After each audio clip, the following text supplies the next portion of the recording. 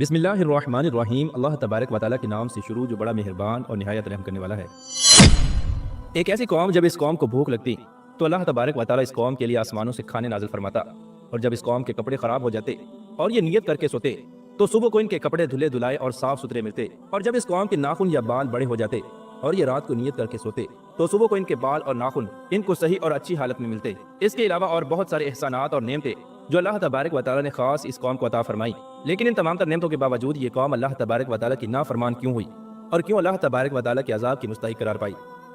پیار دوستو، آج کی اس ویڈیو میں ہم آپ کو قوم بنی اسرائیل اور قوم یہود کے بارے میں مکمل معلومات فراہم کریں گے کہ یہ قوم کس نبی کی امت ہے اور یہ قوم کہاں سے آئی اور یہ دنیا سے کیا چاہتی ہے، اور اس قوم نے ہر نبی کے دور میں کون کون سے فسادات برپا کیے اور کتنے انبیاء کرام کو معاذ اللہ قتل کر دیا۔ پیار دوستو، اس ایمان افروز اور عبرت ناک ویڈیو کو دیکھنے کے لیے آپ سے ہماری یہ گزارش ہے کہ ہماری اس ویڈیو کو اینڈ تک ضرور دیکھیے گا۔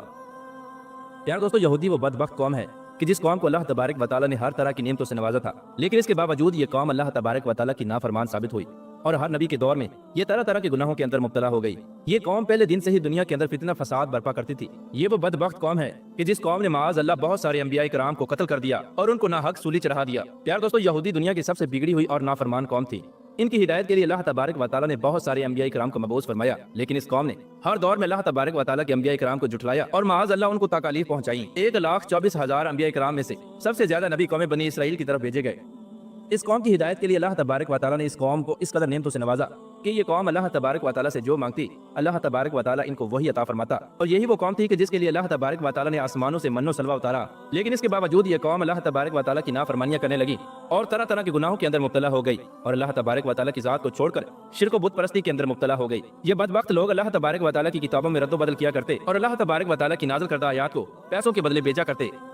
اس بدبخت قوم پر اللہ تبارک و تعالیٰ نے جو کتابیں نازل فرمائی، یہ ان پاک کتابوں میں سے اپنے مطلب کی باتیں لے لیتے اور دوسری باتوں کو چھوڑ دیتے۔ اس طرح یہ صرف اللہ تبارک و تعالیٰ کے ان احکامات پر عمل کرتے جو ان کو اچھے لگتے اور باقی دوسرے احکامات کو چھوڑ دیتے۔ یہ قوم ایسی قوم تھی کہ دوسرے لوگوں کو نیک کام کرنے کا حکم دیتی لیکن خود اس پر عمل نہ کرتی۔ پیار دوستو، یہودی قوم دنیا کی سب سے فسادی اور جھوٹی قوم ہے۔ اس قوم پر اللہ تبارک و تعالیٰ نے متعدد بار لعنت فرمائی ہے۔ یہ قوم حضرت ابراہیم علیہ السلام کے بعد وجود میں آئی۔ اللہ تبارک و تعالیٰ نے حضرت ابراہیم علیہ السلام کو 2 بیٹے عطا فرمائے تھے، ایک کا نام حضرت اسماعیل علیہ السلام اور دوسرے کا نام حضرت اسحاق علیہ السلام تھا۔ حضرت اسحاق علیہ السلام میں سے حضرت یعقوب علیہ السلام پیدا ہوئے جن کو اللہ تبارک و تعالیٰ نے منصب نبوت پر فائز فرمایا، اور حضرت اسحاق علیہ السلام کا ایک نام یا لقب اسرائیل بھی تھا، اسی لیے ان میں سے پیدا ہونے والی قوم کو بنی اسرائیل کہا جاتا ہے۔ حضرت اسحاق علیہ السلام کے بیٹے حضرت یعقوب علیہ السلام کی 4 بیویاں تھیں جن میں سے 12 بیٹے پیدا ہوئے۔ ان 12 بیٹوں میں سے سب سے چھوٹے بیٹے کا نام حضرت یوسف علیہ السلام تھا جن کو اللہ تبارک و تعالیٰ نے منصب نبوت پر فائز فرمایا تھا، اور انہی 12 بیٹوں میں سے ایک بیٹے کا نام یہودا تھا جس میں سے قوم یہود پیدا ہوئی۔ روایات میں آتا ہے کہ حضرت یعقوب علیہ السلام کی اولاد میں سے اللہ تبارک و تعالیٰ نے 70,000 انبیاء کرام کو پیدا فرمایا اور آپ کی نسل میں 70,000 انبیاء کرام مبعوث کیے گئے، اور حضرت یوسف علیہ السلام کے بعد آپ کے تمام بھائی نبی ہوتے رہے۔ حضرت یوسف علیہ السلام کے زمانہ حکومت میں جب مصر کے اندر قحط سالی ہوئی تو ان کے بھائی بھی قحط سالی کی وجہ سے مصر کے اندر آ گئے اور حضرت یوسف علیہ السلام کے پاس رہنے لگے۔ حضرت یوسف علیہ السلام کے بعد جب فرعون کا زمانہ آیا تو فرعون نے ان کو اپنا غلام بنا لیا اور یہ کئی سالوں تک فرعون کی غلامی کرتے رہے۔ حضرت موسیٰ علیہ السلام کے زمانے میں قوم بنی اسرائیل کے 12 قبیلے تھے اور یہ تمام کے تمام قبیلے فرعون کے غلام تھے اور یہ بت پرستی اور کفر و شرک کے اندر مبتلا ہو چکے تھے۔ بنی اسرائیل کی یہ قوم 300 سال تک فرعون کی غلامی کرتی رہی اور کفر و شرک کے اندر مبتلا رہی۔ ان کی ہدایت کے لیے اللہ تبارک و تعالیٰ نے حضرت موسیٰ علیہ السلام کو مبعوث فرمایا۔ فرعون اس قوم پر طرح طرح کے ظلم و ستم کرتا اور ان سے اپنی عبادت کرواتا، چنانچہ بالآخر اللہ تبارک و تعالیٰ نے حضرت موسیٰ علیہ السلام کے ذریعے اس قوم کو فرعون سے نجات عطا فرمائی اور دریائے نیل میں سے رستہ بنا کر اس قوم کو اللہ تبارک و تعالیٰ نے ایک نئی آزادی والی زندگی عطا فرمائی۔ لیکن اس کے باوجود یہ قوم اللہ تبارک و تعالیٰ کی نافرمان ثابت ہوئی اور اللہ تبارک و تعالیٰ کی ناشکری کرنے لگی۔ جب حضرت موسیٰ علیہ السلام اللہ تبارک و تعالیٰ سے ہم کلام ہونے کے لیے کوہ طور پر تشریف لے گئے تو ان کے پیچھے یہ قوم کفر و شرک اور بت پرستی کے اندر مبتلا ہو گئی اور ایک بچڑے کی پوجا کرنے لگی۔ جب اللہ تبارک و تعالیٰ نے اس قوم کو شرک سے منع کیا اور اس بچڑے کو ذبح کرنے کا حکم دیا تو یہ قوم طرح طرح کے بہانے بنانے لگی اور 5 مرتبہ حضرت موسیٰ علیہ السلام کو کوہ طور پہاڑ پر بھیجا تاکہ وہ اپنے رب سے ٹھیک ٹھیک حکم لے کر آئیں۔ یہ صرف اس لیے تھا تاکہ یہ قوم اس گائے کو ذبح کرنے سے بچ سکے اور اسی طرح اس کی پوجا کرتی رہے۔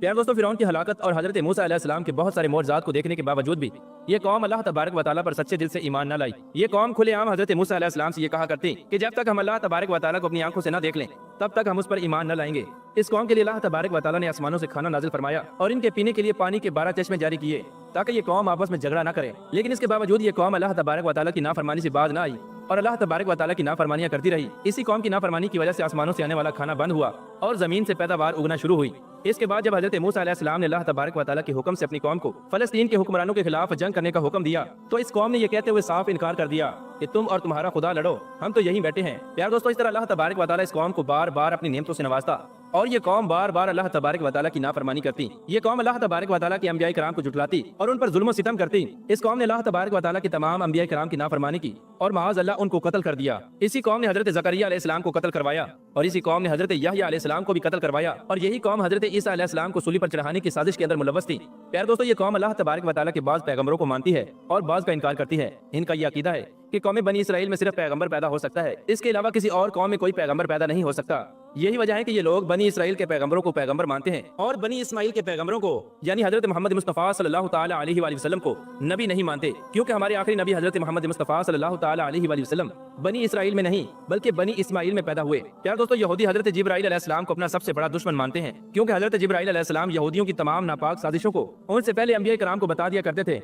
اور ان لوگوں کے عقیدے کے مطابق حضرت جبرائیل علیہ السلام نے آخری نبوت کے لیے ایک غلط ہستی کا انتخاب کیا ہے، کیونکہ ان کے عقیدے کے مطابق آخری نبی بھی بنی اسرائیل میں سے ہونا چاہیے، اور چونکہ حضور اکرم صلی اللہ تعالی علیہ وآلہ وسلم بنی اسماعیل میں سے ہیں، لہٰذا اسی وجہ سے یہ حضور اکرم صلی اللہ تعالی علیہ وآلہ وسلم کو نبی نہیں مانتے اور حضرت جبرائیل علیہ السلام کو اپنا دشمن مانتے ہیں۔ اس قوم کا یہ بھی عقیدہ ہے کہ یہ اللہ تبارک و تعالیٰ کی سب سے لاڈلی قوم ہے، یہ دنیا کے اندر جو بھی گناہ کرے گی اللہ تبارک و تعالیٰ ان کو بخش دے گا اور یہ بغیر حساب و کتاب جنت میں جائیں گے۔ ان لوگوں کے عقیدے کے مطابق دنیا میں بھی ان لوگوں کے لیے انعامات ہیں اور آخرت کے اندر بھی ان لوگوں کے لیے انعامات ہیں، اور جہنم کی آگ ان کو ہرگز نہ جلائے گی، لہٰذا یہ دنیا میں جو کچھ بھی کرتے رہیں آخرت میں ان سے کوئی پوچھ گچھ نہ ہوگی۔ پیار دوستو، یہ قوم شروع ہی سے فسادی قوم ہے، یہ لوگوں کو ان کی بستیوں سے نکال دیا کرتے اور ان پر قبضہ کر لیا کرتے، جیسا کہ آج کے دور میں یہ لوگ فلسطین کے لوگوں کے ساتھ کر رہے ہیں۔ پیار دوستو، یہ وہ بدبخت قوم ہے کہ جس نے ہمارے آخری نبی حضرت محمد مصطفیٰ صلی اللہ تعالی علیہ وآلہ وسلم کو بھی طرح طرح کی تکالیف دینے کی کوشش کی اور ان پر معاذ اللہ جادو کروایا۔ اسی قوم نے زمین کے اندر 2 بڑی جنگیں کر کے زمین میں فساد پھیلایا اور یہی قوم تیسری بڑی جنگ کر کے زمین کے اندر دوبارہ سے فساد پھیلائے گی۔ یہ لوگ اللہ تبارک و تعالیٰ کے بارے میں یہ عقیدہ رکھتے ہیں کہ معاذ اللہ تبارک و تعالیٰ فقیر ہے اور ہم غنی ہیں اور دنیا کے تمام پھل اناج اور نعمتیں ہمارے قبضے میں ہیں، یہ وہی لوگ کھا سکتے ہیں جن کو ہم کھلانا چاہیں۔ پیار دوستو، یہودیوں کے 8 ایسے عقائد ہیں کہ جن کی بنا پر ان لوگوں کو کافر کہا جاتا ہے۔ نمبر 1، یہ اللہ تبارک و تعالیٰ کو مجسم مانتے ہیں، یعنی اللہ تبارک و تعالیٰ بھی ہماری طرح ایک جسم رکھتا ہے جبکہ اللہ تبارک و تعالیٰ شکل و صورت اور جسم سے پاک ہے۔ اور اس کے علاوہ یہ قوم حضرت موسیٰ علیہ السلام اور حضرت عزیر علیہ السلام کو اپنا نبی مانتی ہے۔ ان کے علاوہ باقی تمام تر انبیاء کرام کو یہ قوم جھٹلایا کرتی اور ان کو قتل کر دیا کرتی۔ یہ لوگ حضرت عزیر علیہ السلام کو اللہ تبارک و تعالیٰ کا بیٹا مانتے ہیں اور انہی لوگوں نے توریت کے اندر بھی تبدیلی کی۔ یہ لوگ حضرت عیسیٰ علیہ السلام کا انکار کرتے ہیں، حضرت عیسیٰ علیہ السلام کو اپنا دشمن اور مسیح دجال کو اپنا دوست اور مسیحا مانتے ہیں۔ ان لوگوں کے عقیدے کے مطابق حضرت عیسیٰ علیہ السلام معاذ اللہ دجال ہیں اور دجال ان کا مسیحا ہے۔ اسی وجہ سے اللہ تبارک و تعالیٰ قرب قیامت میں دجال کے خاتمے کے لیے حضرت عیسیٰ علیہ السلام کو نازل فرمائے گا اور حضرت عیسیٰ علیہ السلام یہودیوں کے مسیحا دجال کا خاتمہ کریں گے۔ یہ لوگ اللہ تبارک و تعالیٰ کی کتاب انجیل کا انکار کرتے ہیں اور ہمارے آخری نبی حضرت محمد مصطفیٰ صلی اللہ تعالی علیہ وآلہ وسلم کو اللہ تبارک و تعالیٰ کا نبی نہیں مانتے، اور اس کے ساتھ ساتھ یہ اللہ تبارک و تعالیٰ کی آخری کتاب قرآن پاک کا بھی انکار کرتے ہیں۔ یار دوستو، یہ وہ تمام تر اسباب ہیں کہ جس کی وجہ سے اس قوم کو کافر کہا جاتا ہے، اور اللہ تبارک و تعالیٰ نے اس قوم پر متعدد بار لعنت فرمائی ہے اور یہ دنیا کی سب سے بدبخت اور فسادی قوم ہے۔ اللہ تبارک و تعالیٰ سے دعا ہے کہ اللہ تبارک و تعالیٰ ہمیں سیدھے راستے پر چلنے کی توفیق عطا فرمائے۔